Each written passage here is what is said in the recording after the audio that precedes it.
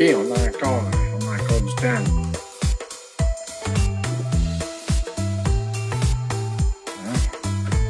Hey, salut Suzanne. Je me unmute. Bonjour tout le monde.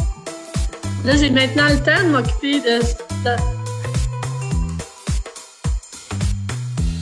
OK. OK.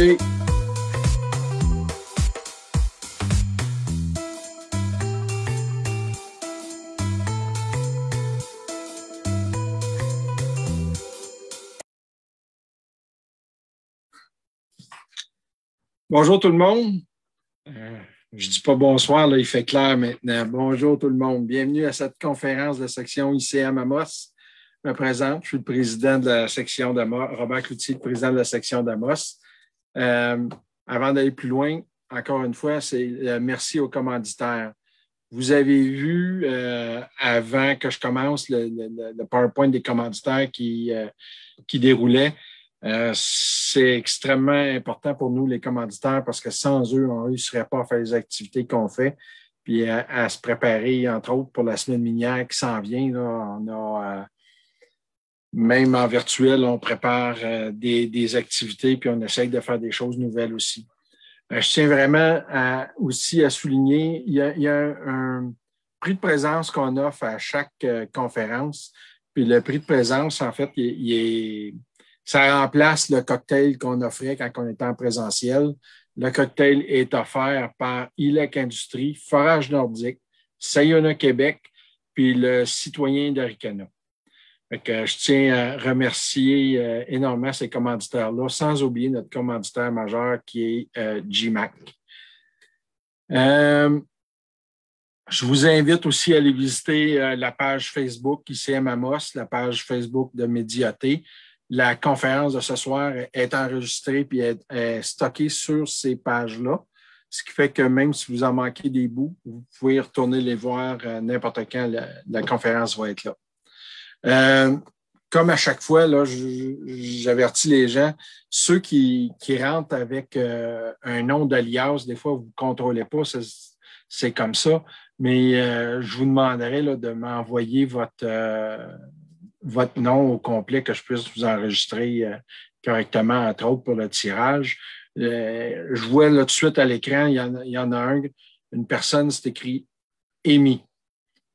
C'est probablement son prénom, peut-être juste un alias, mais j'aurais besoin de savoir, d'avoir l'information complète, s'il vous plaît. Mais ça me prend ça pour participer au tirage, sinon je ne peux pas vous faire parvenir le prix. Je vous demande aussi d'être présent en ligne à la fin, jusqu'à la fin pour le tirage.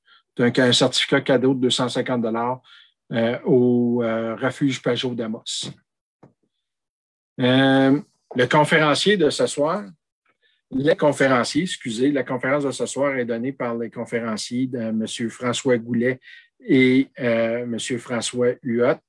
François Goulet est le président et chef de la direction de Arfin Exploration. M. Huot est vice-président exploration de Arfin Exploration aussi. M. Goulet détient une maîtrise en géologie structurale de l'Université du Québec à Montréal. Il a une approche pragmatique du travail de terrain et une vaste expérience à l'international dans les projets d'exploration et en développement minier. M. Goulet a travaillé pour Maya Gold and Silver, Unigold, Canadian Malartic, Glencore, Mines Virginia, ainsi que plusieurs sociétés juniors. Il est membre du Conseil de l'administration de l'exploration minière du Québec et est inscrit à l'Ordre des géologues du Québec. M. Huot détient un doctorat en géosciences marines de l'Université de Bretagne occidentale, ainsi qu'une maîtrise en sciences de la Terre et un baccalauréat en géologie de l'Université de Laval. Il est membre de l'Ordre des géologues du Québec. M. Huot cumule plus de 20 ans d'expérience dans le domaine de l'exploration minière au Québec en tant que géologue senior chez Mines Virginia et comme consultant. Il a une grande expertise en développement de projets de type grassroots dans les régions Iou-Ichi, Baie-James et du Nunavik. particulièrement dans les métaux de base et dans les gisements aurifères. Il a été professeur au département de géologie et de génie géologique de l'Université Laval de 2013 à 2017. Messieurs, c'est François, tu peux prendre le contrôle de l'écran puis diffuser la présentation.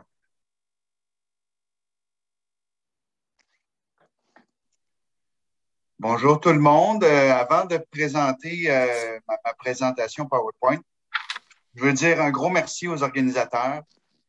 Ghislain, qui s'est fendu en deux là, pour nous autres. J'apprécie beaucoup que tu nous fasses une place puis que tu nous fasses un peu de lumière là, à nous, les juniors. Donc, j'apprécie beaucoup. Quand Ghislain m'a proposé de présenter à Amos, j'étais supposé d'être en présentiel, mais l'année dernière. Puis bon, le projet a avorté. Donc, je suis bien content d'être avec vous ce soir. J'ai eu de bons souvenirs de mon dernier passage à Amos.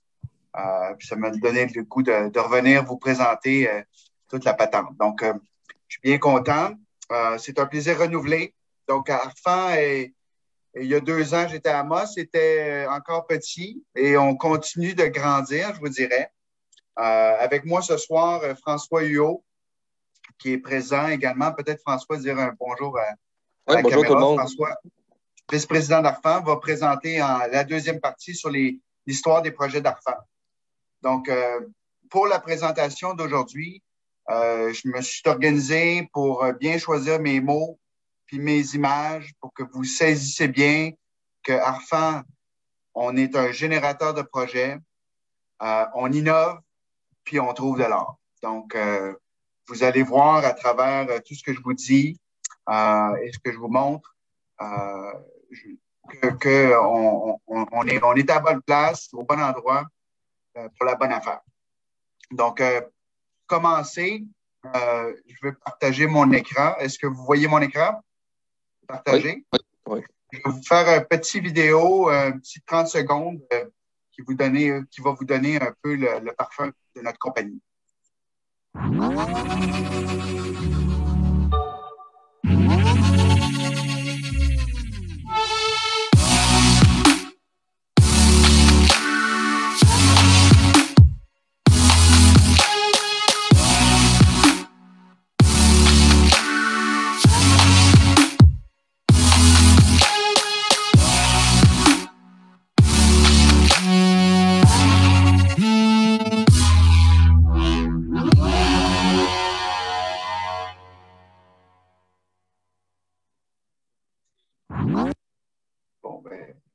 Avant de me lancer dans le vif du sujet, il y a toujours, comme dans toute bonne présentation, des énoncés prospectifs que je ferai. Moi, j'aime bien dire toujours que je suis un géologue structuraliste. Donc, toutes mes failles sont des failles normales. Donc, voilà, c'est parti. Donc, Arfan, c'est quoi? C'est une compagnie d'exploration minière. La première chose qu'il faut retenir de notre compagnie, c'est qu'on est dans l'or, on est à la baie James, on fait de l'exploration minière de type grassroots. Et la deuxième chose qu'il faut se rappeler, c'est qu'on est un générateur de projet. Qu'est-ce qu'un générateur de projet? C'est une compagnie qui part d'une idée, d'un concept ou d'une petite découverte en surface, puis qui génère un projet d'exploration. Et le générateur de projet, très tôt dans le processus minier, attire ou va chercher un partenaire pour développer le projet avec nous. Donc, très tôt, on échange un certain intérêt dans la propriété et c'est le partenaire qui vient développer le projet avec nous. Ce que ça permet, c'est que ça permet une certaine... c'est antidilutif comme modèle de compagnie. Donc, on n'émet pas énormément d'actions à tout bout de champ. On préserve également la trésorerie de la capitale. du capital de la compagnie. Donc, c'est un modèle qui a très bien fonctionné pour plusieurs compagnies. C'est un modèle qui est courant au Québec. On est plusieurs générateurs de projets. Je vous ai mis ici 2 exemples de compagnies qui sont des générateurs de projets ou qui ont été des générateurs de projets. Et on voit que, bon, évidemment, ce sont des compagnies à succès. On parle d'Altius Mineral et, bon, Virginia Gold, que certains d'entre vous connaissez plus. C'est des compagnies qui ont généré des projets, qui avaient une panoplie de projets. Et à un certain moment donné dans le développement de la compagnie, ben, on a le bon projet, on fait la découverte. Et là, c'est là qu'on voit que la capitalisation boursière explose. Donc, c'est 2 compagnies à succès. Il faut dire aussi que ces compagnies-là ont pris un certain temps avant de trouver le bon projet. C'est pas le premier projet souvent qui fait un coup de circuit. Ça prend un certain temps. Dans le cas d'Altius, ça a pris 6-7 ans. Dans le cas de Virginia, ça a même pris jusqu'à 10 ans avant de trouver le bon projet, la bonne découverte, et etc. Donc, c'est un modèle qu'on suit de façon rigoureuse. On est discipliné ce qui fait en sorte qu'on a beaucoup de projets. Donc, en ayant beaucoup de projets, ben, on augmente nos chances de découverte. C'est comme ça qu'on voit le modèle d'affaires de notre compagnie. Évidemment, on a un conseil d'administration. Arfan, je ne suis pas gêné de le dire, on a un conseil d'administration du tonnerre. On est vraiment équipé pour veiller tard. Bon, écoutez, j'ai pas besoin de présenter tous les membres du conseil, mais je peux vous dire que à tout seigneur, tout honneur, André Gaumont est le président du conseil d'administration. André était président de Mines Virginia. Je peux vous dire qu'il est très présent. Il est loin d'être à la retraite. Il s'occupe de nos affaires. Il colle beaucoup la shot. C'est un géologue très allumé et très pertinent pour la compagnie. On a également Jean-Pierre Janson qui vient du secteur financier. On a également des avocats, Franck Mariage. Donc, on a des géologues, on a des comptables. On a vraiment un CA qui est très diversifié, très pertinent. Et je peux vous dire qu'il veille au grain. Il s'assure que la compagnie ait des bons résultats puis les bons chiffres. Donc, je peux vous dire que ça appelle, puis on a intérêt à répondre au téléphone quand ça sonne. Au niveau du management, bon, moi, je suis le président de la compagnie. François Huot est vice-président exploration. J'ai également Yvon Robert qui est en ligne avec nous, qui s'occupe des finances, des saines finances de la compagnie. Et j'ai Marc Potier comme secrétaire corporatif. Donc, je peux vous dire que j'en profite de ce CA-là avec gourmandise. On a les oreilles grandes ouvertes. On écoute. Puis, on est bien fiers de travailler avec ce beau monde-là. On a une équipe. On a une équipe de terrain aguerrie, je vous dirais. Je peux vous dire que c'est une équipe qui est très axée sur la science. Donc, on utilise la science pour faire des découvertes. On cherche, on scrute. On est vraiment rigoureux. On a tout ce qu'il faut. On a les outils. On connaît nos méthodes. C'est sûr qu'on a des drones, puis etc., puis on est à l'affût des modèles, mais on a surtout un pif. Puis on a de l'audace. On n'a pas peur. On n'a pas peur du froid. On n'a pas peur des ours non plus. Puis on se tient à l'affût. C'est une équipe qui est jeune, mais expérimentée également. Il y a également des consultants qui tournent autour de la compagnie, des têtes blanches. Ce sont des gens qui donnent de très, très bons conseils, qui nous évitent de faire des erreurs également. Donc, ces gens-là, on les écoute. Ce sont des sounding boards. Puis, on est très, très riche en personnel, Donc, la voici, mon équipe. Donc, vous voyez, quand je décris mon équipe, j'aime bien dire aux gens que c'est une équipe qui est expérimentée et qui est également fort en technique sur le terrain. Donc, on n'a pas peur de se salir les mains. On est une équipe qui est très engagée dans la compagnie également. On a 4 géologues à temps plein. On a des consultants. On a des techniciens l'été. On construit nous-mêmes nos camps. Donc, ça fait une grosse différence dans le budget d'exploration. Donc, voilà qui est pour l'équipe. Maintenant, Arfan en chiffres. Ce qu'il faut retenir, c'est qu'Arfan, on a du cash. On n'a pas de dette. On est très bien financé. Une grosse partie de nos financements ont été faits avec les fonds institutionnels québécois. J'en nomme quelques-uns, la SIDEX, la FTQ, la SDBJ, la Caisse, Desjardins, etc. Ils sont là. Ils sont là à 30 % de l'actionnariat. Ils sont là depuis le tout début et encore aujourd'hui, ils financent avec nous autres. Je peux vous dire que c'est très agréable de travailler avec ces gens-là. On est très chanceux également de les avoir. Moi, la façon dont je travaille avec ces gens-là, c'est que on se rencontre à tous les mois, puis je leur présente des cartes, je leur montre des roches. On s'échange des informations, je prends des conseils également des autres. Donc, je peux vous dire que c'est un très, très bon bouncing bag pour nous.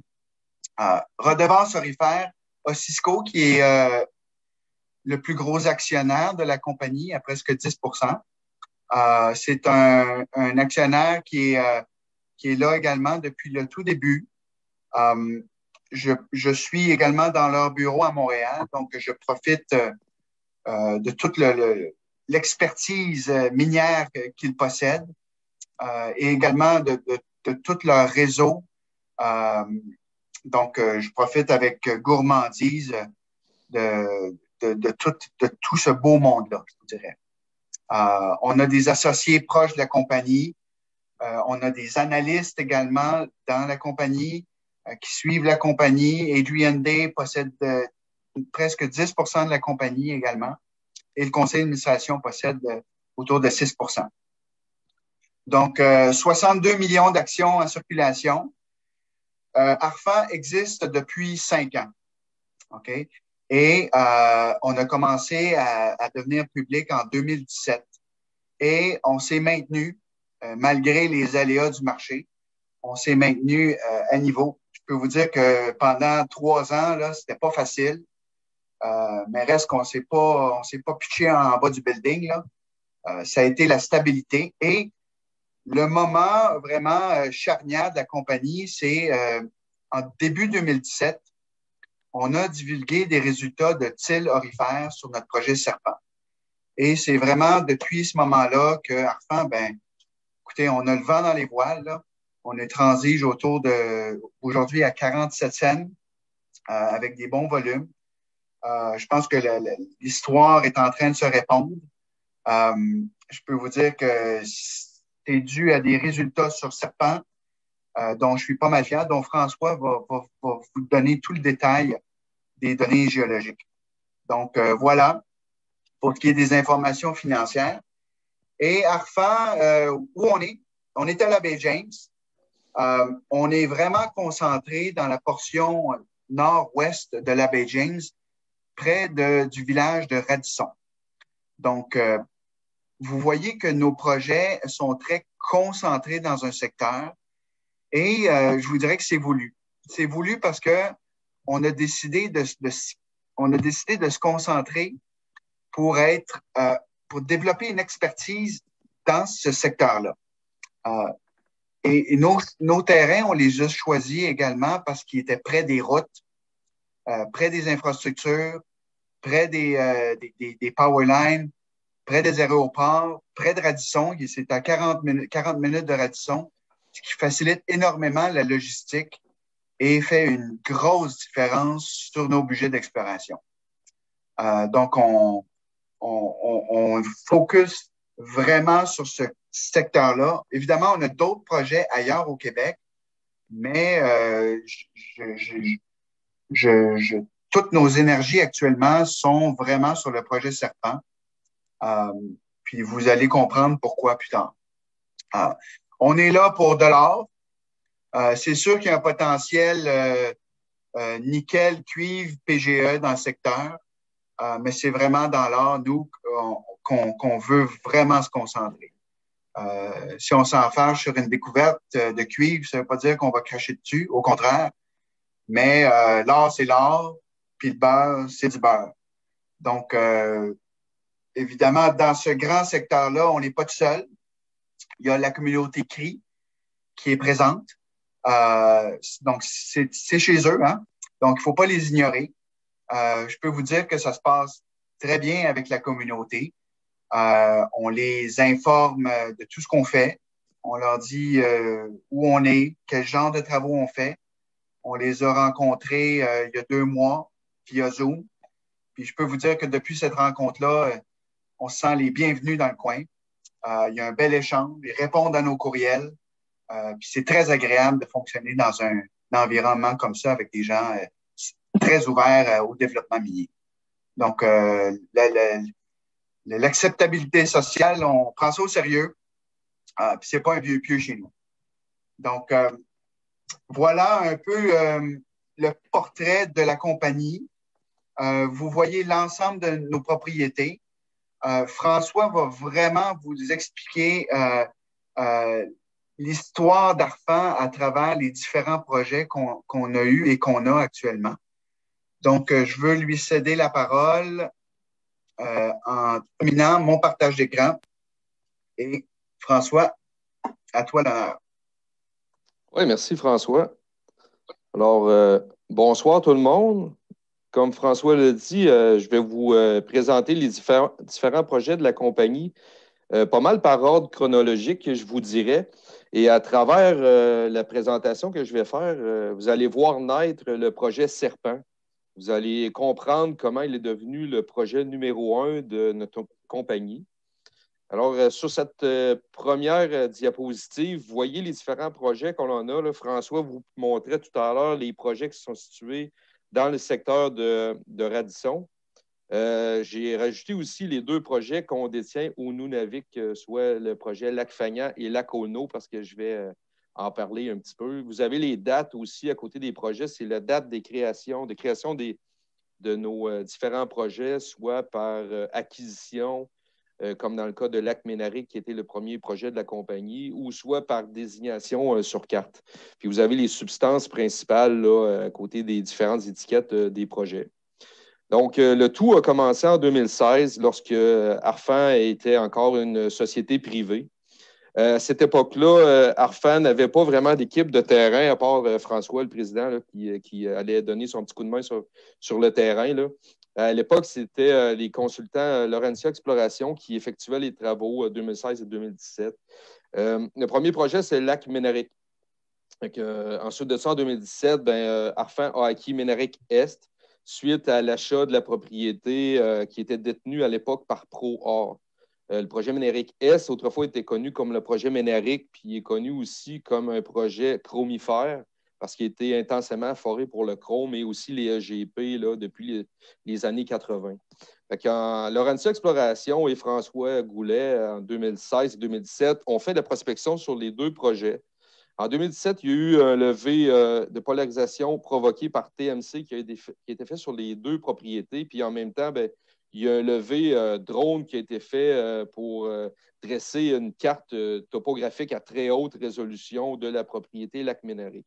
Et en même temps, déjà en 2017, dans le cadre d'un volet génératif, parce qu'on se rappelle qu'on est un générateur de projet, eh bien, l'équipe est allée prospecter une nouvelle cible régionale au sud de Ménaric, qui a donné naissance plus tard à la création du projet Serpent à la fin de 2017. En 2016, j'en profite aussi pour donner quelques détails sur les 2 propriétés. Donc, j'en parle de façon commune parce que Lac-Ménaric et Ménaric Est sont 2 projets conjoints situés à environ 50 km au sud-est de Radisson, très accessible par la route ou par VTT ou par bateau même. Donc, ce sont des projets qui sont situés dans une ceinture de roches vertes où on retrouve abondamment d'or dans les ceintures de roches vertes dans ce secteur-là à la baie James. La particularité du projet Lac-Ménaric, c'est qu'il y a une présence de conglomérats polygéniques de type Témiscamingue, que vous connaissez très bien en Abitibi, où on retrouve beaucoup de mines aurifères. Même si les deux propriétés sont conjointes ou voisines, et même si les deux contiennent de l'or, il y a quelque chose d'intéressant aussi à Ménaric-Est, c'est qu'il y a une intrusion mafique et ultramafique dans le secteur qui donne des bonnes ressources en chrome, platine, palladium et aussi en nickel. Donc, ce projet-là, Ménaric-Est, cadre très bien maintenant dans la nouvelle stratégie du gouvernement du Québec là, sur les métaux critiques et stratégiques pour nickel, platine, palladium et chrome. Donc, en 2016, quand Laurentia Exploration était là, il faut savoir que le projet avait déjà été travaillé par Dianor à l'époque. Les claims ont appartenu aussi à Mines Virginia avant de devenir redevance aurifère Osisco. Mais en 2016, quand l'équipe de Laurentia et François sont allés sur le terrain, ils ont découvert de nouveaux indices, même s'il y avait déjà eu beaucoup de découvertes. En particulier, ils ont découvert l'indice Greco qui a donné 1 gramme-tonne sur à peu près 25 mètres dans des formations de fer aurifère, plus beaucoup de petites veines de quartz quand même à haute teneur en or. En particulier aussi l'indice Écomiac Sud qui a titré quasiment 200 grammes-tonnes or. Donc ça, c'était quand même très motivant pour les débuts de la compagnie. En 2017, l'équipe est allée sur Ménaric-Est. Encore une fois, c'est une propriété qui était quand même pas mal travaillée par ProOr à l'époque. Et puis, même là, le groupe de Laurentia et François, ils ont aussi découvert des nouveaux indices, puis ils ont aussi validé les indices hautement aurifères qui sont présents sur cette propriété-là. 2017, là, c'est la dernière année où Arfan a travaillé vraiment le projet Ménaric-Est sur le terrain. J'en profite tout de suite pour donner un petit peu plus de détails sur cette propriété-là qui est très importante et qui va le devenir probablement de plus en plus à cause de la présence de chrome, puis de platine, puis de nickel dans le secteur et aussi de palladium. Je vous ai dit que l'équipe en 2017 avait trouvé plusieurs indices, surtout des indices d'or et d'argent. C'est essentiellement ce qui a été travaillé dans le secteur. Mais regardez la quantité d'indices qu'on voit sur la propriété. C'est tous les cercles rouges que vous voyez, plusieurs à très haute teneur. Et puis, il y a un énorme potentiel pour l'or à Ménaric-Est, dans les unités qu'on voit ici représentées en rose foncé et rose pâle, là, qui sont des tonalites et aussi des diorites de Duncan. Les minéralisations aurifères sont essentiellement associées à des coques d'or de cisaillement, associé aussi avec de l'arsénopyrite semi-massive à massive en présence de dikes de gabbro qui probablement sont rattachés à l'intrusion mafique ultramafique qu'on voit ici en mauve. Okay? Cette intrusion-là contient une ressource qui est non conforme au 4301, mais quand même une ressource intéressante d'un peu plus de 6 millions de tonnes à 7,7 % d'oxyde de chrome avec à peu près 0,5 gramme-tonne platine palladium. C'est probablement, à mon souvenir, la plus grosse ressource en chrome au Québec. Et à ça aussi, on ajoute environ 1 million de tonnes à 0,4 % nickel et 0,15 % cuivre. Au total, là, de 88 à 2013, ProOr ainsi que d'autres compagnies ont fait environ 217 trous de forage pour un peu plus de 40 km de carottes de roche. Donc, il n'y a pas eu de forage depuis 2013. Puis nous, on a seulement travaillé ce projet-là en 2017. Et pour nous, on cherche activement un partenaire pour avancer encore plus ces deux projets-là, deux projets, Lac-Ménaric et Ménaric-Est.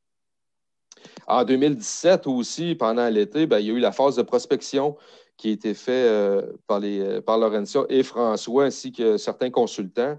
Et ils ont ciblé un secteur au sud de Ménaric, qui est tout près du lac Sakami, qu'on voit ici en blanc, et situé au sud-ouest du projet Sakami, qui est foré actuellement par Métaux Précieux du Québec. C'est un projet aurifère qui travaille activement depuis plusieurs années. Et en 2017, avant l'acquisition des claims ici, notre groupe Arfan est allé faire de la prospection dans le secteur. C'est un secteur qui est dans cet endroit-là où il n'y avait absolument aucun indice d'or ou de cuivre qui était connu. Et à peine 4 jours après avoir fait des travaux dans le secteur, il y a eu la découverte de 3 indices d'or à serpent. Ainsi, ces indices-là étaient aussi associés à des valeurs qui ont atteint un peu plus de 2 % à cuivre. Fait que ça devenait très intéressant pour la compagnie. Puis à la fin de 2017, il y a eu l'acquisition d'environ 250 claims qui a permis de former le projet Serpent, qui était à l'époque formé de 2 blocs de claims. Ensuite de ça, en 2018, c'est là que je dirais que l'équipe Arfan, l'équipe de terrain, a vraiment pris naissance. D'abord, je suis rentré à l'emploi d'Arfan comme chef géologue au début 2018. Et un de mes mandats, c'était de former une équipe d'exploration, en plus de superviser les travaux de terrain. On est allé chercher un géologue d'expérience en Robert Oswald, qui est à l'origine, je pense qu'on peut le dire, de la zone Roberto d'Éléonore, dans le temps qu'il travaillait pour Mines Virginia et Services techniques géonordiques. Et on a été chercher aussi d'autres géologues pour bâtir notre équipe. Cette année-là, on a surtout travaillé le projet Lac Ménéric, où on retrouve beaucoup d'indices d'or qui ont été travaillés par Dianor et Mines Virginia à l'époque. On a aussi profité de l'occasion pour aller faire une visite de 2 jours sur notre projet Lac Fagnan qu'on venait d'acquérir par désignation sur claim, un projet qui était conjoint à l'époque avec Ken Orland et auquel s'est rajouté après Urban Gold. Donc, c'est un projet dans lequel on est 3 partenaires.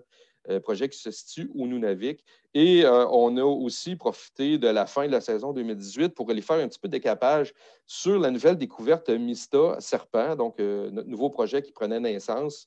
L'indice Mista, je vais en parler plus tard, mais c'est un indice de cuivre, or et argent. On a profité pour faire des tests de levée de sol, levée de til aussi pour voir si le sol et le til répondaient bien, voir s'il y avait des anomalies aurifères. Et on a fait une prospection limitée aussi.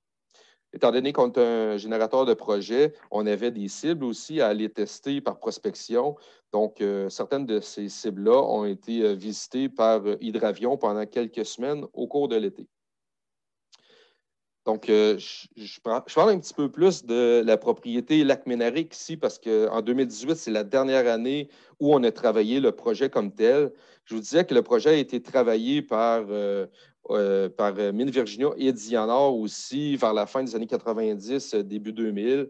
C'est un projet où il y a énormément d'indices d'or qui sont essentiellement associés avec l'unité en rose ici. Il s'agit d'une intrusion de monzonite.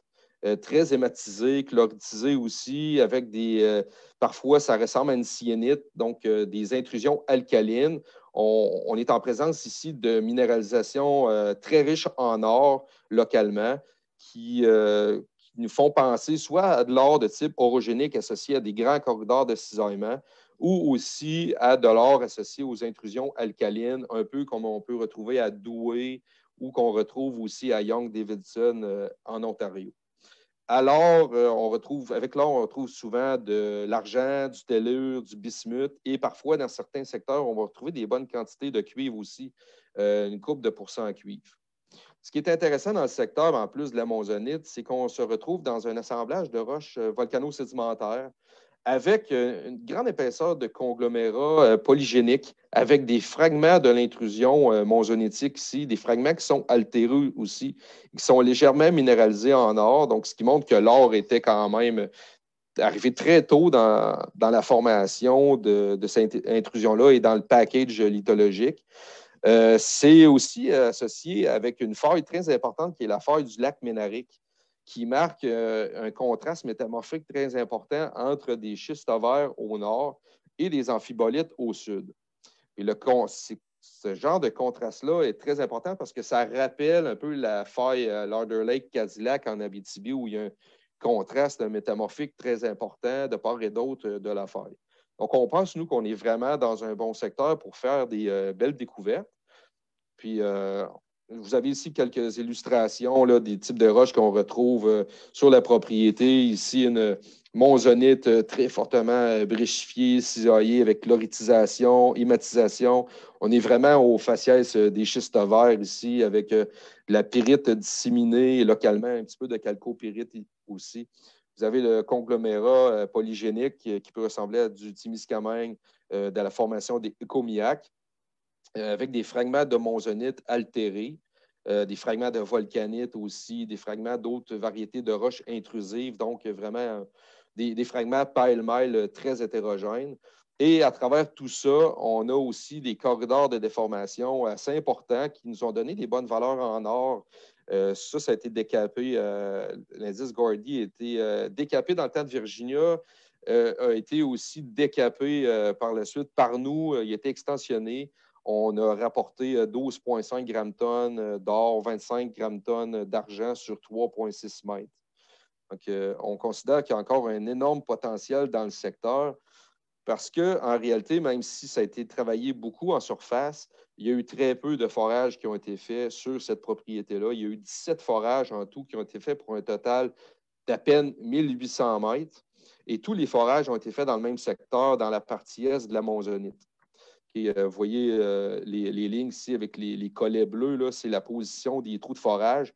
Et 16 des 17 trous de forage ont quand même frappé de l'or, avec la minéralisation la plus importante. Basse teneur, c'est vrai, 0,9 grammes-tonne, mais sur 68 mètres d'épaisseur. Et par endroit, on a du 2,5 mètres sur 2,5 grammes-tonnes sur 4,7 mètres. Nous, on a fait un levé-PP aussi en 2017 et on croit que les structures ont été négligées. Les grandes structures régionales parallèles à la faille Lac-Ménaric ont probablement été négligées par le passé, étant donné qu'ils sont souvent en relief négatif et ils sont recouverts de morts-terrain, ce qui fait qu'ils ne sont pas vraiment affleurantes. Mais même à ça, il y a quand même quelques axes PP qui sont associés à ces cisaillements-là. Puis on aimerait un jour avoir un partenaire pour aller faire des forages sur cette propriété. Quelques mots sur Lac-Fagnan aussi, juste pour vous dire qu'on est allé faire une visite. C'est une propriété qu'on a, comme je l'ai dit, avec Ken Orland et Urban Gold, qu'on a depuis 2018.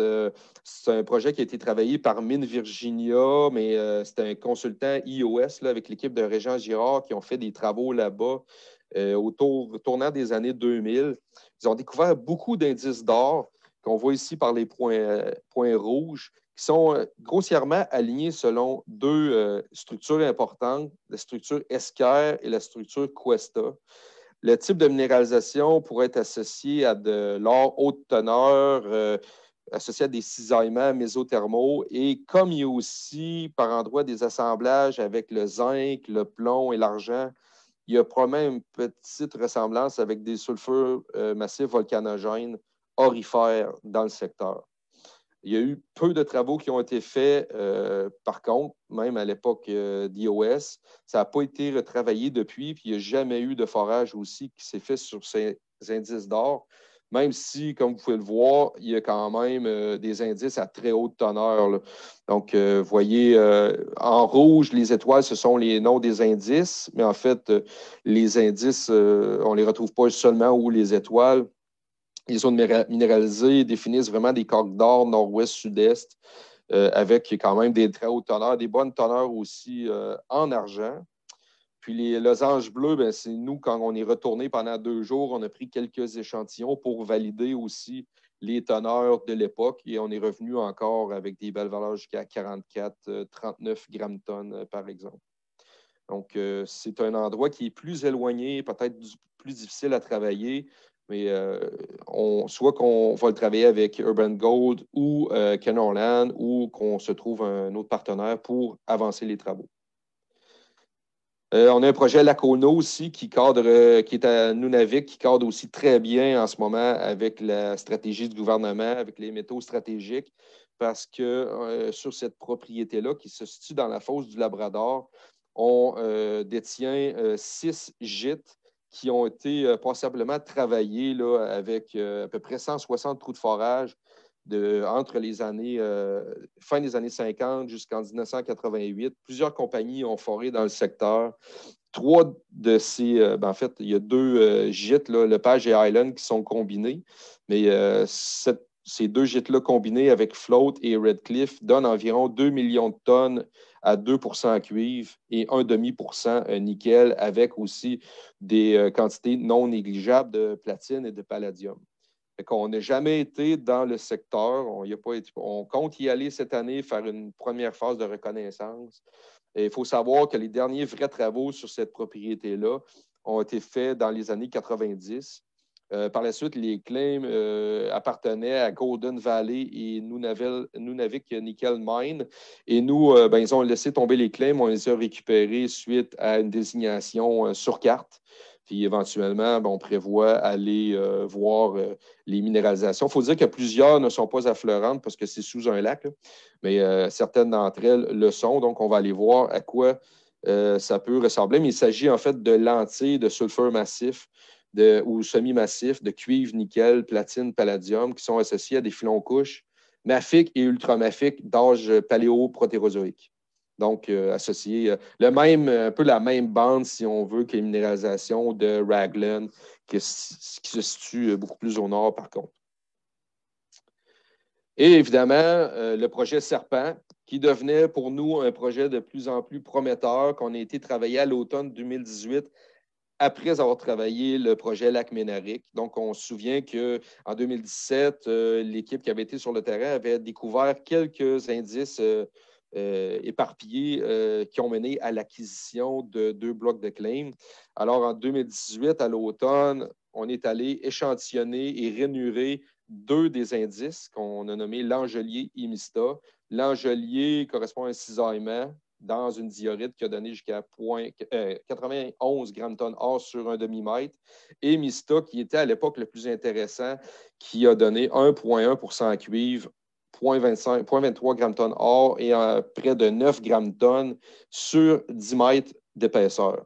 Donc ça devenait pour nous très intéressant. Puis en 2018, on n'a à peu près pas travaillé le reste de la propriété par prospection parce que le reste du temps a été consacré à prendre des échantillons de til et de sol pour savoir s'il y avait une réponse aurifère dans le secteur. On arrive à 2019. Là, ça devenait de plus en plus palpitant pour nous avec le projet Serpent, qui est devenu notre projet principal. L'équipe est restée en place, essentiellement les mêmes géologues, ce qui a fait que l'équipe avait encore plus d'expérience.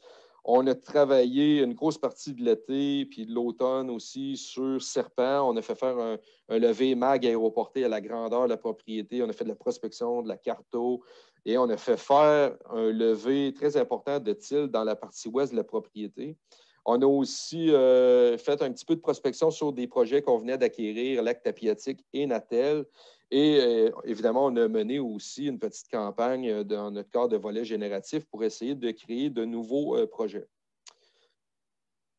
Là, maintenant, je parle vraiment du projet Serpent qui devenait notre projet le plus important. Donc, c'est un projet qui a été vraiment acquis à 100 % par désignation sur carte. Donc, il nous appartient à 100 %, sans royauté. Ce que vous voyez en ce moment, c'est la carte telle qu'elle est actuelle, la représentation de la propriété. On a agrandi la propriété encore en décembre cette année. 845 claims, situés à environ 80 km au sud-est de Radisson. Très facile d'accès pour sa partie ouest, du moins. Ensuite de ça, ça se fait par hélicoptère essentiellement. Donc, la propriété va de la route Billy Diamond, l'ancienne route de la baie James, jusqu'au lac Sakami. Je le répète, on est situé juste au sud-ouest du projet de QPM, là, où ils sont en train de forer le gîte La Pointe. C'est un secteur qui avait, on dit que la baie James a très peu été explorée, mais ce secteur-là avait vraiment jamais été exploré parce qu'il est situé en dehors des ceintures de roches vertes qui sont connues. Il y a très peu de gens qui avaient été là. Le ministère avait à peine cartographié le secteur parce qu'il se concentrait vraiment sur les roches volcaniques et basaltiques et sédimentaires, pardon. Puis nous, on se trouve essentiellement dans des roches du socle archéen qui sont très déformées, métamorphisées, qui représentaient peu d'intérêt pour les compagnies minières à l'époque, jusqu'à ce qu'on trouve une importante intrusion différenciée, très peu déformée, très peu métamorphisée, qui n'avait jamais été cartographiée jusqu'à l'an dernier et cette année.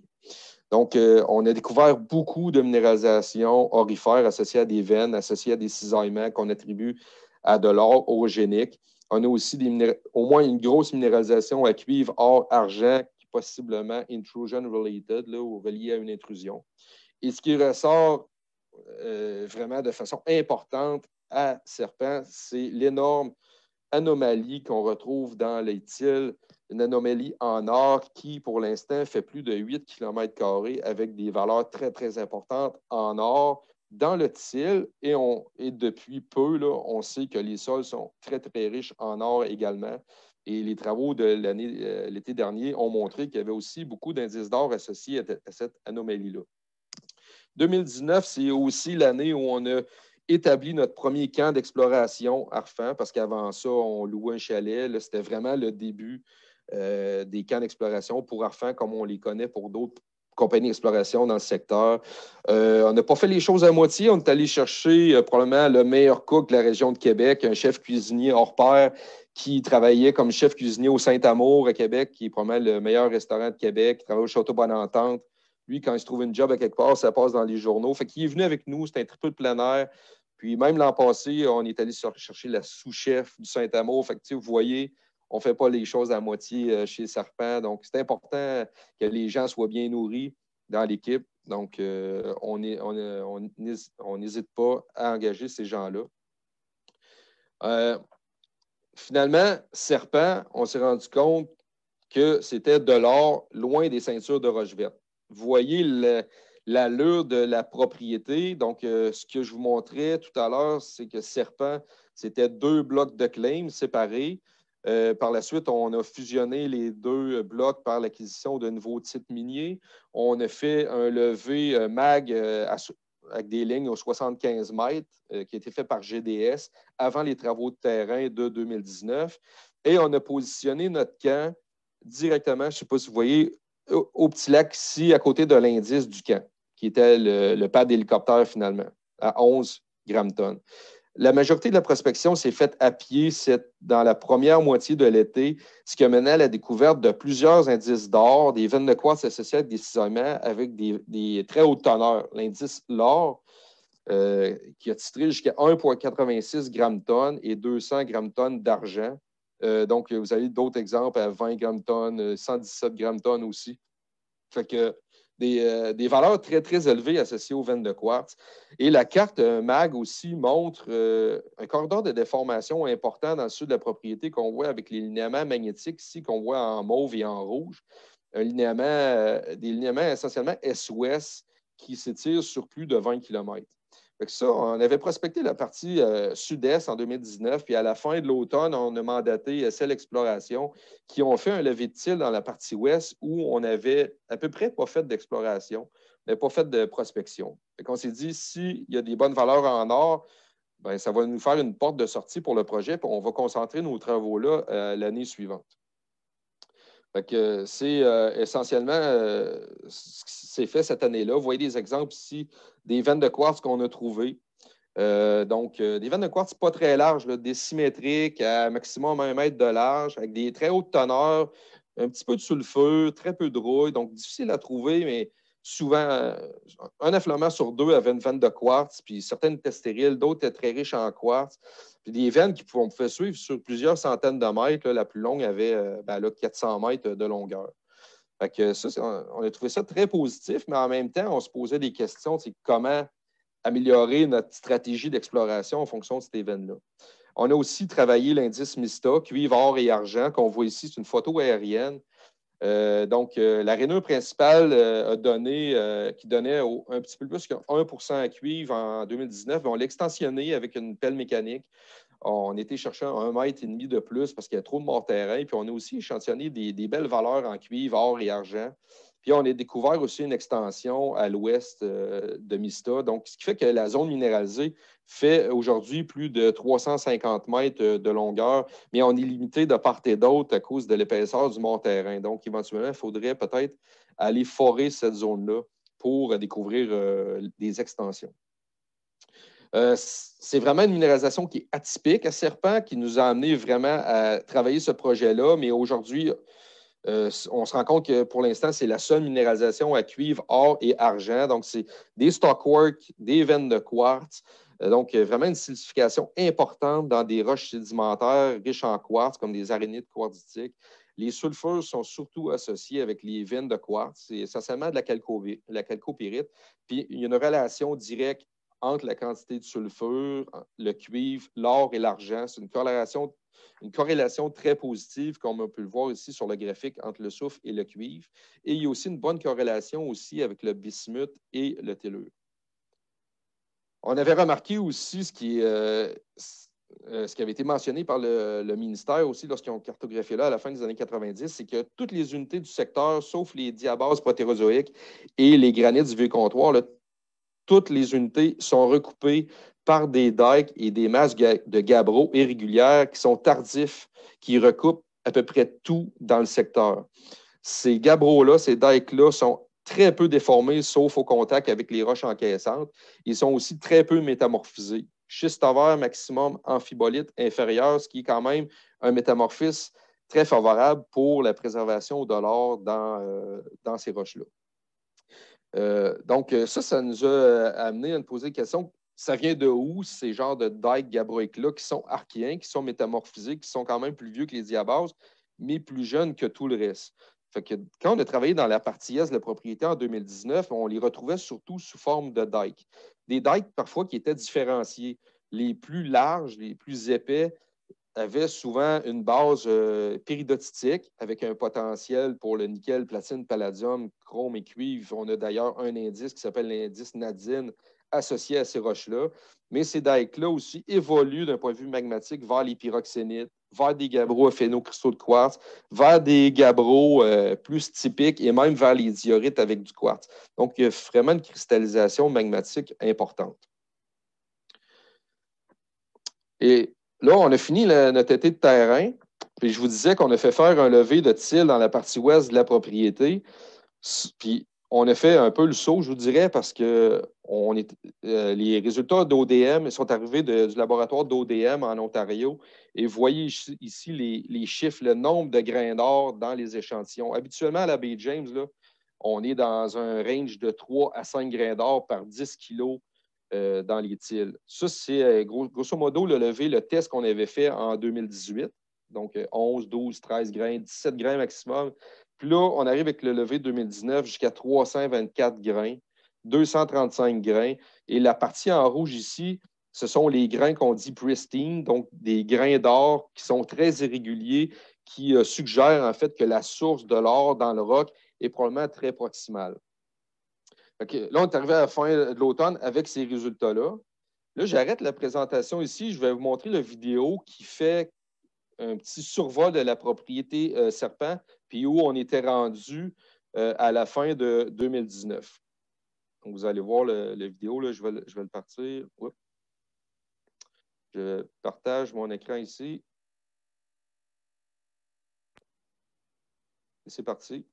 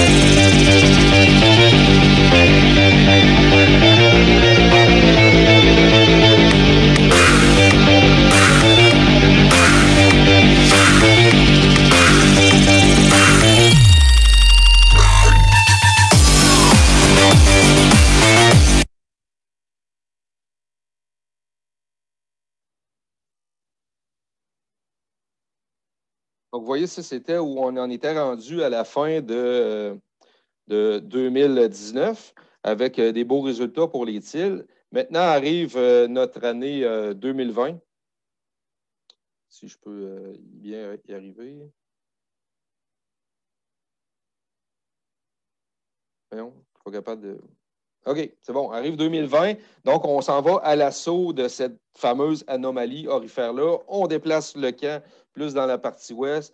On se grille de tablettes électroniques sur le terrain, ce qui a augmenté beaucoup la rapidité et l'efficacité pour l'entrée de bases de données. Et là, on travaille vraiment intensément, 100 le projet Serpent avec prospection, carto, le VPP à l'hiver, à l'été. On fait du décapage mécanisé avec Norfort. On fait un autre levé mag aéroporté à plus haute définition, puis on complète aussi un levé de tile et un levé de sol. Vous voyez, on est parti de la partie est ici, avec les beaux indices dans les veines de quartz qu'on avait trouvés. On déplace le camp à l'ouest et on se met à prospecter ce secteur-là qui n'avait jamais été prospecté. On découvre plus d'une trentaine d'indices d'or avec des valeurs soit de faible à très haute teneur jusqu'à 223 grammes-tonnes dans une petite veine de quartz associée à l'anomalie aurifère dans les Tiles, tout près de la propriété de la salle exploration. À la fin de l'automne, une équipe, un géologue et un technicien s'en vont faire une traverse sur nos claims qu'on a au nord, qu'on venait d'acquérir. Et en une journée, ils ramènent 4 indices d'or avec 34 grammes-tonnes, 60 grammes-tonnes et 125 grammes-tonnes dans un secteur qui n'a jamais été exploré. Et je peux vous dire qu'on a très hâte à l'été 2021 pour retourner sur le terrain, pour voir d'autres roches dans le secteur, pour voir s'il y a encore plus de potentiel. Donc, en 2020, comme j'ai dit, on s'en va travailler à l'ouest. Dans l'est, en 2019, on avait trouvé beaucoup de dikes mafiques qu'un de nos géologues cartographiés en détail. Et à partir de l'image satellite, il a été en mesure de les retracer très exactement. On s'est aperçu qu'il y avait une association importante entre les dikes mafiques et les indices d'or. Et en 2020, on s'est mis à cartographier dans la partie ouest et on a trouvé une intrusion mafique différenciée de gabbro qui n'avait jamais été cartographiée, qui est associée aussi avec la fameuse anomalie de Tiles aurifère qu'on voit ici représentée par les cercles. Et donc, un close-up sur justement cette anomalie dans les Tiles. Donc, les losanges montrent la position des échantillons. Plus les losanges sont gros, plus il y a de grains d'or dans l'échantillon. Et les valeurs que vous voyez, ce sont les valeurs en milliers de ppb. Donc, vous voyez, on a atteint jusqu'à plus de 30 grammes-tonnes d'or dans le concentré de minéraux lourds dans certains échantillons. Et vous voyez que la majorité de nos échantillons anomaliques se trouvent au sud-ouest d'une tourbière où on n'a évidemment pas d'informations géologiques. Beaucoup de nos échantillons sont associés aussi avec de la schillite en quantité abondante. Et on a aussi beaucoup de grains d'or pristine, comme on peut voir sur la photo ici, comme on peut voir dans l'échantillon de Tiles. Et on a aussi eu des images MEB qui ont été faites par Stu Averill de ODM qui nous montrent qu'en fait, on a affaire beaucoup à de l'or en feuillet qui a été roulé sur lui-même. Donc, de très belles images des grains d'or qu'on a dans nos Tiles. Ce n'est pas surprenant qu'on ait de l'or dans nos Tiles parce qu'en affleurement, on a aussi de l'or visible. Je parlais de l'échantillon à 223 grammes-tonnes tout à l'heure. Cet échantillon-là, vous voyez la quantité d'or qu'on retrouve dans la veine de quartz qui a été échantillonnée. Donc, ce n'est vraiment pas surprenant. On a fait un lever de sol à l'automne qui est aussi vraiment concordé avec le Tile. On a beaucoup, beaucoup d'anomalies en or. Tout ce qui est en haut, je dirais, de 50 ppb en or dans le sol, c'est très anormal. On est même monté jusqu'à 1,54 grammes-tonnes dans un échantillon de sol. Et encore une fois, ces anomalies-là sont situées au sud-ouest de la tourbière. Donc, on s'imagine que la source pourrait être au niveau de la tourbière, étant donné qu'on est en amont glaciaire de ces anomalies-là. Cette année-là, 2020, l'été passé, contrairement à 2019, là, on s'est mis à trouver des veines de quartz beaucoup plus importantes, jusqu'à 8 à 10 mètres de largeur. La structure Sasquatch, par exemple, orientée à 245. La structure Moby Dick aussi, une veine de 8 mètres de large qui a donné 7,8 grammes-tonnes sur 6 mètres de largeur. Beaucoup de rainures plus étroites, mais qui ont donné 18, 17 grammes-tonnes aussi. Et avec un beau bloc de veine de quartz situé en amont glaciaire à 25 grammes-tonnes qui ne peut pas provenir de ce décapage-là. Donc, l'été prochain, il faut aller se chercher encore plus au nord, d'où provient cet échantillon-là. Fait que là, à la fin 2020, on a l'anomalie dans les Tiles, dans les sols, beaucoup d'indices d'or. Fait que là, on était prêt à commencer notre première campagne de forage chez Arfan. Donc, la campagne de forage a débuté au début février. Elle est encore en cours. Elle va se poursuivre jusqu'à temps que Dame Nature décide qu'on ne puisse plus utiliser la trail parce qu'évidemment, on travaille dans un coin marécageux. Donc, probablement qu'on va être bon pour forer jusqu'à la mi-avril. On a fait un levé de polarisation provoqué aussi. On a complété celui de l'an dernier. Donc, on est en train de travailler là-dessus au moins jusqu'à la mi-avril. On prévoit aussi retourner faire de la prospection de la carto, d'autres échantillonnages de sol aussi, d'autres décapages à l'été. On va essayer de travailler en parallèle d'autres projets qu'on a comme Pontax, par exemple. Puis, étant donné encore une fois qu'on est un générateur de projets, on va essayer de continuer à trouver des découvertes à l'extérieur de nos propriétés pour augmenter notre portefeuille là, de propriétés minières. Puis, qui sait, peut-être qu'à la fin de l'été ou à l'automne prochain, on sera prêt à faire une deuxième phase de forage sur serpent. Fait que pour terminer, là, ma dernière slide, bien, le budget de l'année pour cette année, ça va être vraiment la saison ou l'année la plus intense de la compagnie. On prévoit un budget minimum de 2,8 millions de dollars. Déjà, 1,5 million passe cet hiver pour la PIP puis la campagne de forage. Puis cet été, on prévoit un minimum de 1,3 million de dollars. Évidemment, si on fait du forage à l'automne, bien, ce montant-là va monter. François a mentionné tantôt la collaboration avec les communautés locales. Bien, j'en profite ici pour dire que vraiment notre année 2021, bien, c'est vraiment une collaboration très étroite avec les CRI de Wiminji. Construction Tawish, parce qu'on loge dans des roulottes qui sont gérées par Construction Tausch, mais en fait, on dit Tausch. EU Lumberjack, des employés qui travaillent dans les roulottes. Wolfcamp pour le cuisinier, le concierge. Cini Drilling, Machine Roger, qui font les forages à Serpent. Et Petronor aussi, qui fournit le carburant. Et j'en profite aussi pour mentionner la collaboration de Horizon Mobile d'Amos, qui est notre fournisseur pour Internet avec Galaxy. C'est aussi notre installateur pour le camp. Donc, des gens très sympathiques. Ben, merci beaucoup pour m'avoir écouté. Puis, je pense que François veut reprendre la parole. J'arrête le partage d'écran. Merci beaucoup, François, d'avoir fait le tour de nos projets, de notre compagnie, nos projets qui nous tiennent très à cœur. J'espère que cela vous a convaincu qu'on est à la bonne place, qu'on a les bonnes méthodes, puis qu'on a le bon monde pour travailler nos projets. C'est sûr que le projet Serpent, c'est un projet, je vous dirais, d'envergure. C'est la plus belle anomalie de til qui a été révélée récemment, une des plus belles au Canada. Vous pouvez compter sur nous pour expliquer cette anomalie-là. Évidemment, ça reste une propriété grassroots. Ça reste évidemment c'est risqué, évidemment bourré de défis aussi, mais vous savez, nous, on prend des risques calculés. On va tout faire pour expliquer d'où vient l'or. On a de l'or d'un til, on a de l'or en surface, on a des belles structures. La roche, je peux vous dire, est enceinte, comme on dit. On a le vent dans les voiles. On a le savoir-faire. C'est très excitant également à refaire en ce moment parce qu'on est en train de forer. C'est notre première campagne de forage. Ce ne sera certainement pas la dernière. Vous savez, en exploration, le génie, c'est de durer. Mais vous pouvez compter sur nous pour être encore vivants. Là, c'est le fun. Avec la COVID, on peut jouer dehors sans nos masques. On va en profiter. Je peux vous dire qu'actuellement, l'équipe de terrain n'est pas assis devant un ordinateur. Non, on est dans le froid, puis on suit nos affaires. Puis on est en train de forer. On va forer probablement jusqu'à la mi-avril, si Dame Nature le veut. Donc, surveillez nos communiqués de presse. Évidemment, François et moi, on est là pour répondre à toutes vos questions. Ça va nous faire un grand plaisir si l'audience a des questions à nous poser. Merci à vous deux. S'il y en a qui ont des questions, n'hésitez pas. Vous pouvez cliquer sur le petit micro rouge avec une barre pour vous démuter.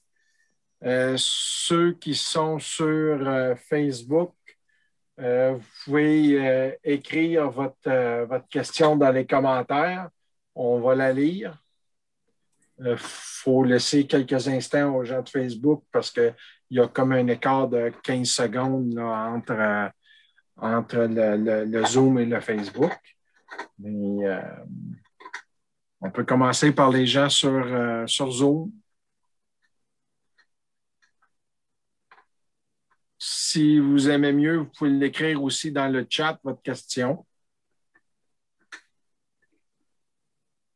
Oui, bonjour. Bonjour. Donc on parle au moins forage jusqu'à mi-avril, puis l'année prochaine, à l'hiver au minimum, dans les planifications prochainement pour les campagnes de forage, si j'ai bien compris. Je voulais juste savoir prochainement les prochains plans de forage. Je peux répondre à la question, François? Vas-y, François. Oui. Antoine, en fait, on est en forage depuis le 1er février. On prévoit aller jusqu'à la mi-avril parce que normalement, nous autres, on n'est pas héliporté en ce moment. Fait que c'est tracté par un boule. On passe à travers des tourbières. Fait qu'il y a un chemin, une trail qui a été faite. Donc, la journée que ce ne sera plus praticable, il va falloir sortir. On prévoit aller travailler Serpent cet été. On a un nouveau levé de PP qui a été fait. Fait qu'on a, comme tout bon levé de PP, on a des anomalies qu'il va falloir aller vérifier probablement en surface avant d'y aller avec une phase 2 de forage. Donc, le forage ne sera certainement pas, je dirais, avant l'automne. C'est pour la phase 2 si on décide d'aller en forage. Ce ne sera pas en continu après le mois d'avril. Non, c'est bon. Puis c'est sûr qu'en ce moment, avec la logistique de tout, c'est un peu fou sur le plan des forages et campagnes. Juste d'en compléter une, c'est bon. Une petite campagne, c'est parfait. Fait que, ouais, parfait. Merci pour la question. Merci. Une bonne soirée, c'était super, une belle performance. Merci. Question? Oui, peut-être moi. Belle présentation, François et François.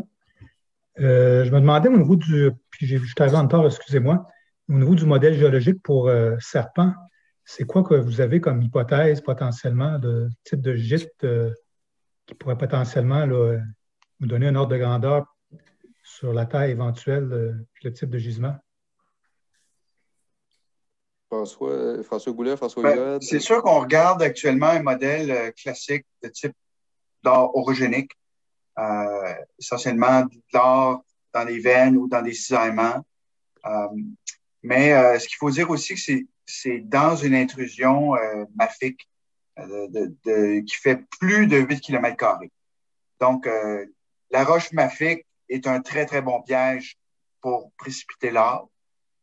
Si on veut faire des analogies, Éric, on peut, allons-y, on va se comparer à Kalgoorlie, qui est en Australie, qui est un gisement d'or orogénique dans une intrusion mafique, ultramafique. C'est sûr que j'écrirai pas ça dans un 4301 demain matin, mais il y a des ressemblances, il y a des différences également, mais c'est un genre de modèle qu'on peut suivre pour les prochaines campagnes d'exploration. OK. François, tu as mentionné tantôt, là, je pense que c'est l'indice Nadine, je ne sais pas si c'est puis qui est plus nickel ou chrome ou c'était quoi? En fait, dépendant des échantillons qu'on regarde, parce que ça a été échantillonné par le ministère. Je pense que c'était l'équipe de Jean Gauthier, si je ne me trompe pas. Puis aussi échantillonné par Virginia. Dépendant de l'échantillon, tu vas avoir nickel, chrome, platine, palladium. Des fois, il n'y a pas de nickel. Puis ça donnait, là, de mémoire, c'était pas des hautes valeurs en nickel, c'était à peine anormal, là, mais ça pouvait monter jusqu'à 4 ou 5 grammes-tonnes platine, palladium, avec quelques pourcents en chrome. Okay. C'était petit, là. C'est petit, c'est situé sur une île dans le lac Sakami aussi. Okay. Mais c'est associé avec un filon couche ultramafique, là, probablement d'unité dans le secteur. Puis à peu près le même filon couche qu'on extensionne vers l'ouest, puis qui vient se connecter à ce qu'on a de notre côté. Là. Ouais. Est-ce que ça a été foré? Non. C'était juste une curiosité, ce secteur-là. Il n'y a jamais eu de forage, Éric, sur la propriété. Ouais. On est en train de faire les tout premiers forages dans le secteur. OK. Puis, lac Olno, dans la fosse du Labrador, pas loin du gîte de terre rare de Tashram de Commerce Resort, si je ne me trompe pas. Exact.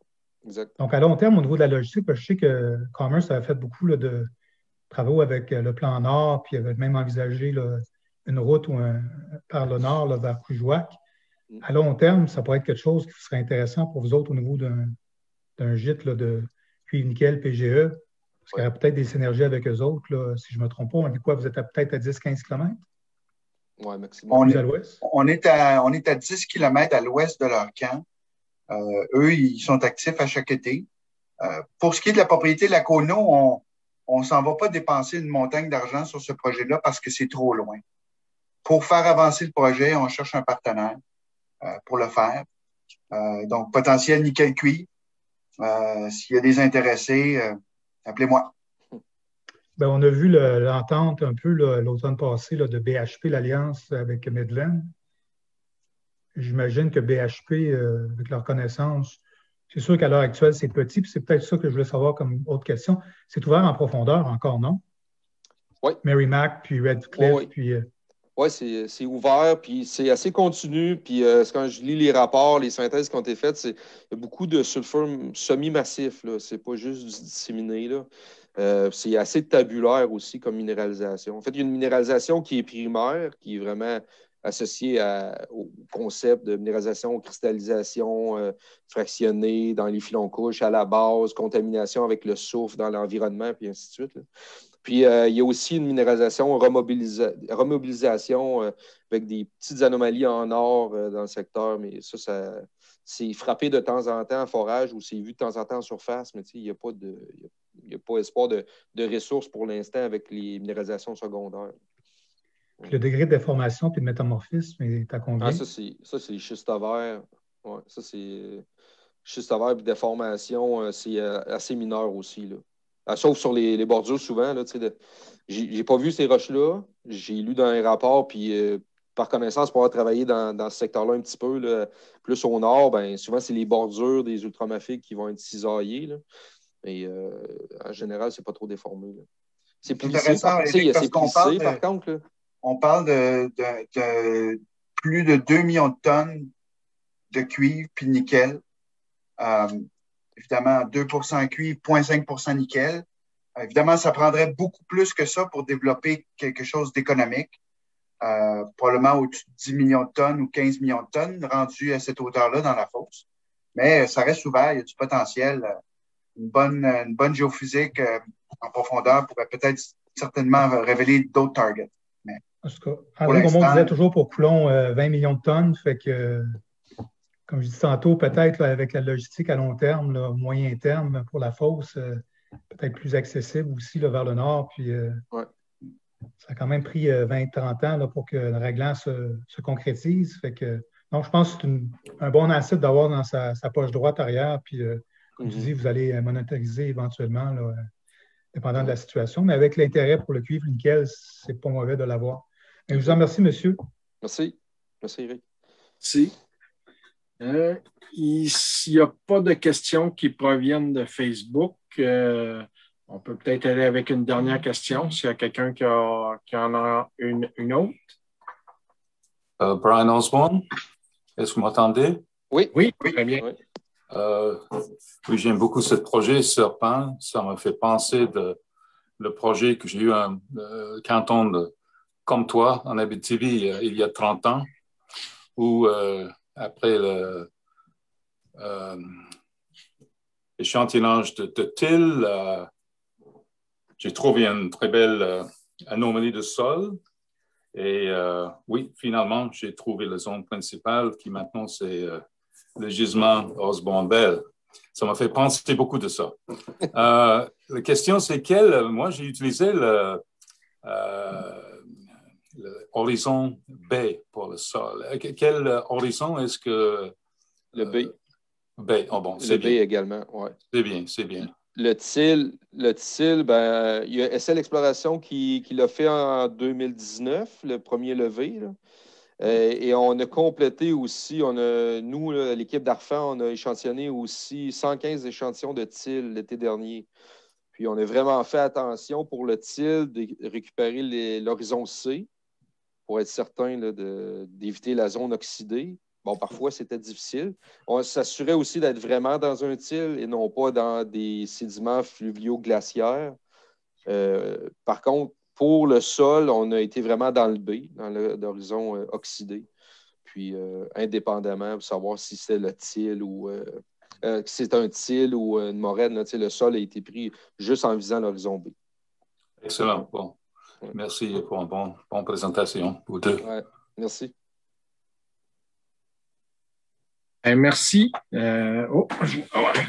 Petite interruption.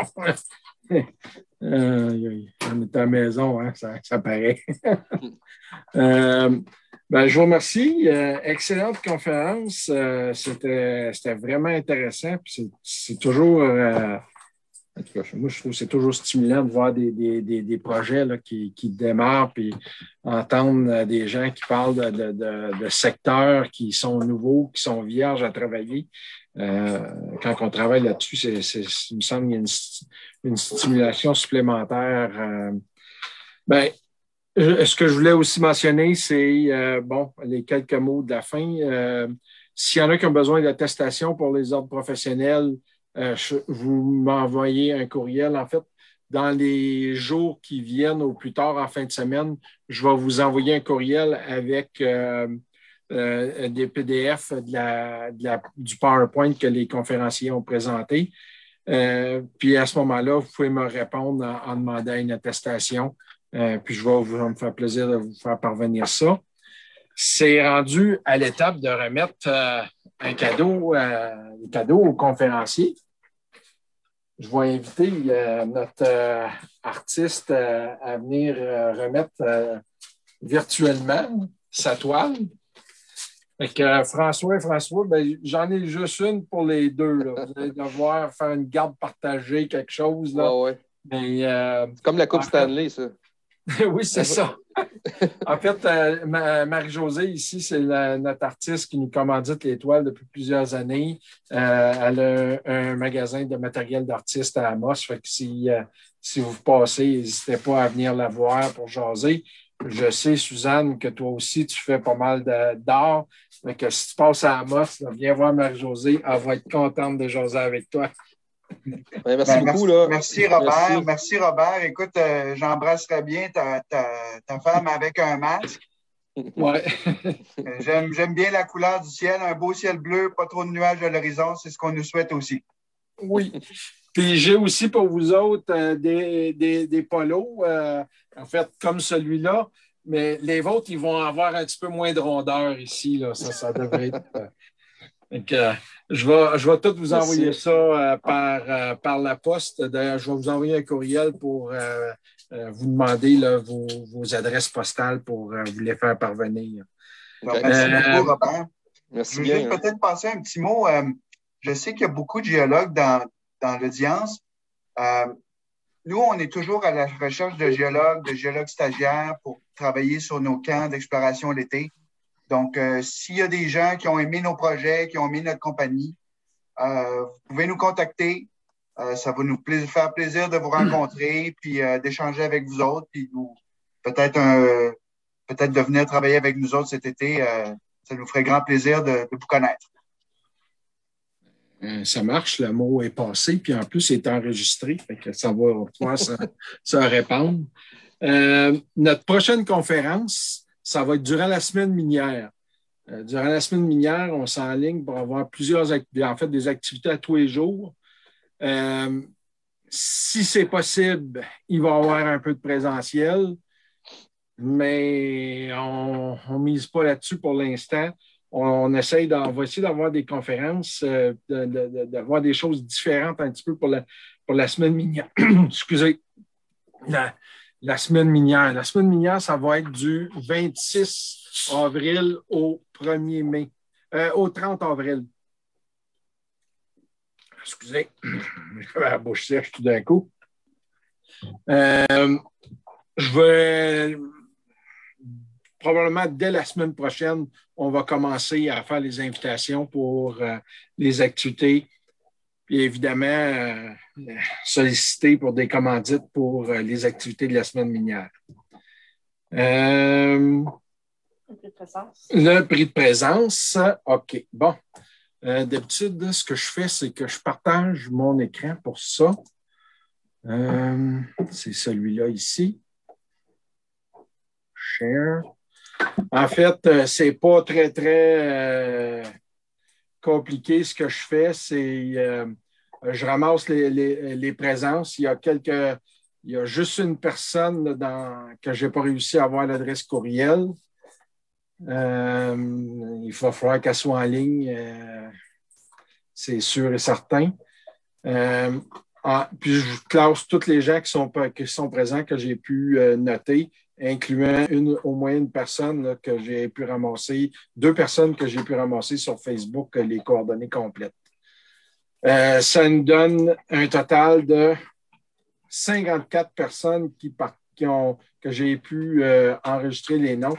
Je sais qu'il y en avait plus, mais il y en a plusieurs que j'avais pas, j'ai pas de cas qui n'ont pas répondu là, quand je lui demandais leurs coordonnées complètes. Fait que si j'écris 54 ici, Excel, par magie, il va me dire non, ça n'a pas marché.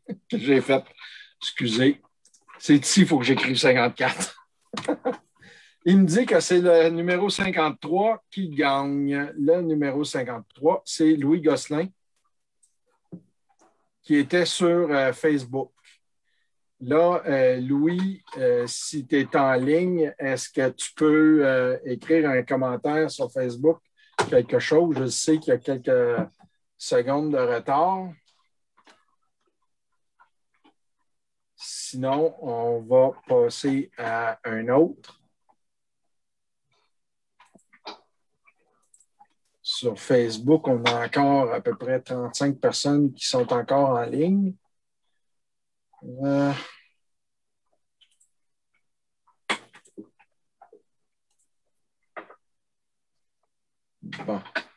Louis? Je suis sur Facebook, Robert, et il n'y a rien encore. Non. Mais en attendant, je viens de prendre quelques secondes pour tu parlais de la semaine minière. La prochaine présentation, c'est mardi le 27 avril. Elle va être donnée par un équipementier. On essaie d'avoir un équipementier par année. Et cette année, c'est Sandvik avec Danny Godreau. Donc, mardi le 27 avril. Même heure là, en soirée là, comme ce soir. Bon, ben Louis, il ne donne pas signe de vie, fait qu'on va recommencer. Puis là, il me dit que c'est le numéro 2. Émile Labergue. Il était... il a quitté, je pense, hein? C'est Ami. Ami, oui, c'est ça. Ami Laberge. Ouais. Elle est avec vous autres? Oui, c'est une de nos anciennes. Elle était dans la présentation, d'ailleurs. Mais ouais. elle était là tantôt au début, non? Ah, oui, elle nous a écrit un courriel puis elle est partie. Ah. Bon, on va recommencer. 37. Suzanne. OK. Là, je sais que tu es là, je te vois sourire. Et que finalement, Suzanne, tu n'auras pas même le choix de venir faire un tour à Amos. Ben, ça va me faire plaisir. Parce que, en fait, c'est 250$ de certificat cadeau au refuge Pajot à Amos. Fait que tu en as assez pour, avec 250, c'est une visite VIP, je crois, pour 2 adultes, 2 enfants. Là. OK. Ben, ça va me donner une belle occasion d'aller te voir. Merci Absolument. beaucoup. Ben, écoutez, je vous souhaite une bonne soirée. Puis, on se retrouve bientôt. Merci. Merci à tout le monde d'avoir participé. Merci. Merci les François. Merci.